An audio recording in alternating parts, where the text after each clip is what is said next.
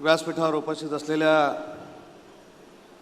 महायुतीच्या आपल्या लोकप्रिय उमेदवार आदरणीय सुनेत्रा वहिनी, आदरणीय प्रफुल्लभाई, आदरणीय तटकरे साहेब, आदरणीय भुजबळ साहेब, वळसे पाटील साहेब, मुश्रीफ साहेब, व्यासपीठावर उपस्थित असलेले सर्वच महायुतीचे ज्येष्ठ श्रेष्ठ नेते आणि हजारोंच्या संख्येनं सुनेत्रा वहिनींना आशीर्वाद देण्यासाठी आलेले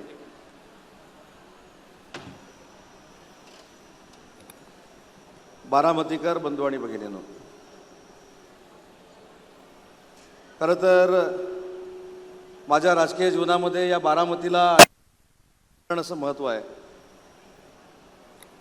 आणि माझा राजकीय प्रवास जर बघितला तर व्यासपीठावर बसलेल्या दिग्गज मंडळींएवढा माझा राजकीय प्रवास नाही. 1998 सालामध्ये सर्वात पहिल्यांदा माझी शरद पवार साहेबांबरोबर भेट झाली. 1999 सालामध्ये राष्ट्रवादी काँग्रेस पार्टीमध्ये मी काम करायला सुरुवात केली. 2004ला पहिल्यांदा मी राष्ट्रवादी काँग्रेस पार्टीमधनंच आमदार झालो आणि राष्ट्रवादी काँग्रेस पार्टीमधनं आमदार झाल्यानंतर दुसऱ्याच दिवशी पहाटे 3 वाजता अजितदादांची आणि माझी भेट झाली. ती माझ्या आयुष्यातली अजितदादांबरोबरची पहिली भेट होती. ती कशासाठी होती, त्यांनी मला काय राजकीय सांगितलं होतं किंवा माझी काय परीक्षा घेतली होती हे सांगण्याचं हे व्यासपीठ नाही. परंतु अजितदादांच्या त्या राजकीय परीक्षेमध्ये मी 100% पास झालो आणि त्या दिवशीपासून पवारसाहेब असतील, अजितदादा असतील, यांनी प्रचंड प्रेम माझ्यासारख्या कार्यकर्त्यावर केलं. माझा राजकीय प्रवास अजितदादांच्या, सुनेत्रा वहिनींच्या, तटकरे साहेबांच्या सगळ्यांच्याच समोर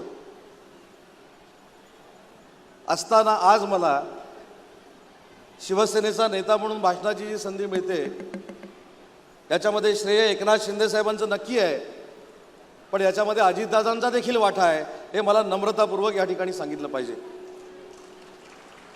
2-2.5 महिने झाले. 28 तारखेला ही घटना घडली. वहिनी 27 तारखेला मी 4 वेळा अजितदादांबरोबर बोललो. दुपारी 3 वाजेपर्यंत राजकीय गोष्टींवर माझी दादांची चर्चा झाली आणि संध्याकाळी 7 वाजता अजितदादांनी या पुणे जिल्ह्यातल्या शेतकऱ्यांचं मला एक काम सांगितलं आणि शेतकऱ्यांचं किंवा सर्वसामान्यांचं काम दादा कसे सांगायचे हे माझ्यापेक्षा बारामतीकरांना चांगलं माहिती आहे.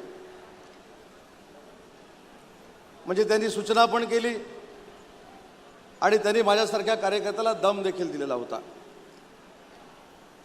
त्या सूचनेनंतर तात्काळ मी त्याच दिवशी 27ला 7:30 वाजता राज्याचे मुख्यमंत्री देवेंद्रजी फडणवीस साहेबांशी बोललो आणि मी त्यांना विनंती केली की अशा पद्धतीचा दादांचा निरोप होता. देवेंद्रजींनी देखील सांगितलं की फाईलवर ताबडतोब सही करा. आज तो माझा OSD माझ्याबरोबर वहिनी इथं आलेला आहे. त्याला मी मुंबईला फोन करून सांगितलं की सकाळी फाईल ती रत्नागिरीमध्ये पोच झाली पाहिजे, पण दुर्दैव आहे की दुसऱ्या दिवशी त्या फाईलवर सही केलेली बघायला अजितदादा आपल्यामध्ये नव्हते. राष्ट्रवादी काँग्रेस पार्टीमध्ये असताना किंवा आता शिवसेनेमध्ये देखील काम करत असताना अजितदादांचं सहकार्य माझ्यासारख्या कार्यकर्त्याला फार मोलाचं लाभलेलं आहे हे बारामतीमध्ये येऊन सांगताना मला अजिबात कमीपणा वाटत नाही. राज्याचे तत्कालीन मुख्यमंत्री, शिवसेनेचे उपमुख्यमंत्री आदरणीय एकनाथ शिंदे साहेबांच्या बाबतीमध्ये मला 2 गोष्टी फक्त या ठिकाणी सांगायच्या आहेत की ज्यावेळी हा 28 तारखेला प्रकार घडला, शिंदे साहेब त्या दिवशी आणि दुसऱ्या दिवशी देखील बारामतीमध्ये होते आणि त्याच्या पुढचे 3 दिवस ते कोणाशीही बोलत नव्हते आणि कोणाशीही साधी चर्चा करत नव्हते. पहिले मी 3ऱ्या-4थ्या दिवशी धाडस केला आणि एकनाथ शिंदे साहेबांना फोन लावला. त्यावेळी एकनाथ शिंदे साहेबांनी ज्या भावना व्यक्त केल्या त्या मला असं वाटतं की अजितदादांच्या प्रेमापोटी अशा होत्या की ते म्हणाले, आजही मला अजितदादा माझ्या उजव्या डाव्या बाजूला असल्यासारखे वाटतात. अजितदादा परखड बोलायचे पण अजितदादांसारखं भावापेक्षा मोठं प्रेम माझ्यावर कुणी केलं नाही याची जाणीव दादा गेल्यानंतर माझ्यासारख्या कार्यकर्त्याला झाली आणि या दुःखातनं मी सावरू शकत नाही अशा पद्धतीची एकनाथ शिंदे साहेबांची भावना होती. आणि म्हणून मला बारामतीकरांना एक हात जोडून विनंती करायची आहे. खरी तर ही निवडणूक बिनविरोध झाली पाहिजे हे सगळ्यांचंच मत होतं, परंतु काही लोक आता निवडणुकीमध्ये उतरलेले आहेत. विक्रमी मतदान झालं पाहिजे आणि सुनेत्रा वहिनी विक्रमी मताधिक्यानं विधानसभेमध्ये गेल्या पाहिजे त्याची जबाबदारी आज आता बारामतीकरांनी सगळ्यांनी स्वीकारली पाहिजे. तटकरे साहेब, अजून एक महत्त्वाची गोष्ट, 2.5 महिन्यामध्ये वहिनी दादांचा मला फोन असायचा आणि दादांचा फोन कसा असायचा, 1 दिवसानं असायचा, 2 दिवसानं असायचा. आता तुमच्या समवेत काम करणारे OSD असतील त्यांना देखील माहिती आहे, जर एखादं काम झालेलं असेल तर मला ते फोनवर सांगायचे की उदयजी मी अजित बोलतोय, आणि एखादं जर काम झालेलं नसेल तर मला सांगायचे अरे बाळा तुला 4 वेळा सांगून झालं, अजून फाईलवर सही झाली नाही, आता त्या फाईलवर सही झालीच पाहिजे. एवढा अधिकारवाणीनं आम्ही दुसऱ्या पक्षामध्ये जरी असलो तरी सांगणारा एकमेव महाराष्ट्राचा नेता होता ते म्हणजे अजितदादा पवार होते, हे मला नम्रतापूर्वक या ठिकाणी सांगितलं पाहिजे. आणि म्हणून अजितदादांच्या माझ्या बाबतीतल्या आठवणी देखील अनेक आहेत. अजितदादांनी पक्ष बदलल्यानंतर देखील माझ्यावर कधी अन्याय केला नाही. उलट तटकरे साहेब त्या गोष्टीचे साक्षीदार आहेत. पहिली ज्या दिवशी मी राष्ट्रवादी काँग्रेस पार्टी सोडण्याचा विचार मनात आणला त्यावेळी पहिला फोन मला तटकरे साहेबांचा आला. तटकरे साहेबांकडे काय असेल ती मी व्यथा मांडली. त्याच्यानंतर सुप्रियाताईंचा फोन आला, त्यांच्याकडे देखील मी माझी व्यथा मांडली. आणि तिसरा फोन मला अजितदादांचा आला. अजितदादांचा फोन आल्यानंतर मी देखील संवेदनशील आहे, मी देखील भावनाप्रधान आहे. मी काही गोष्टी त्यांना इमोशनली सांगितल्या. अजितदादांनी काही न बोलता तो फोन बंद केला आणि दुसऱ्या 10व्या मिनिटाला परत अजितदादांचा मला फोन आला. मला म्हणाले की राष्ट्रवादी काँग्रेस पार्टीतून तू बाहेर पडतोयस, पण जिंकलं पाहिजे, स्वतःचं अस्तित्व समोरच्या पक्षामध्ये टिकलं पाहिजे, हा अजित पवार म्हणून माझा तुला आशीर्वाद आहे, असं सांगणारा देखील महाराष्ट्रामधला पहिला नेता हे अजितदादाच होते, हे मी अभिमानानं सांगतो.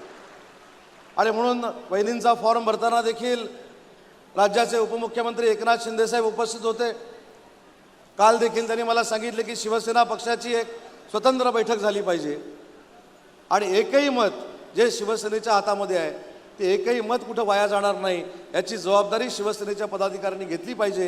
यासाठी आजच सकाळी आम्ही एक बैठक घेतली, आम्ही एक छोटासा मेळावा घेतला.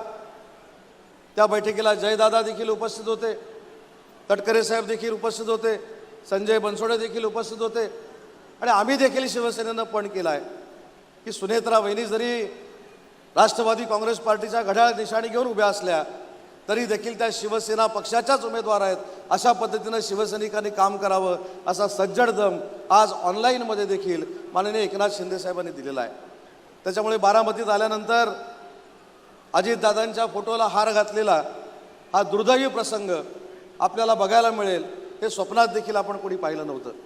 आणि म्हणून दादांचं स्वप्न जर पूर्ण करायचं असेल, दादांना जर खऱ्या अर्थानं आदरांजली व्हायची असेल तर आजपर्यंतच्या बारामतीच्या इतिहासामध्ये जेवढे टक्के मतदान झालं नाही त्याच्या कितीतरी पटीनं टक्केवारी ही मतदानामध्ये वाढली पाहिजे आणि त्याच पटीनं सुनेत्रा वहिनींचं मताधिक्य देखील वाढलं पाहिजे. ही विनंती शिवसेनेच्या वतीनं मी आपल्याला करतो, माननीय एकनाथ शिंदे साहेबांच्या वतीनं देखील आपल्याला करतो. आणि भविष्यामध्ये आम्ही महायुतीच्या सरकारमध्ये काम करत असताना जे जे काही स्वप्न अजितदादांचं होतं ते पूर्ण करण्यासाठी अहोरात्र मेहनत करू हा शब्द बारामतीतील सगळ्या बंधू भगिनींना मी देतो. घड्याळासमोरचं बटन दाबून सुनेत्रा वहिनींना विक्रमी मतांनी आपण निवडून द्यावं ही हात जोडून आपल्याला विनंती करतो आणि माझं मनोगत संपवतो. जय हिंद, जय महाराष्ट्र.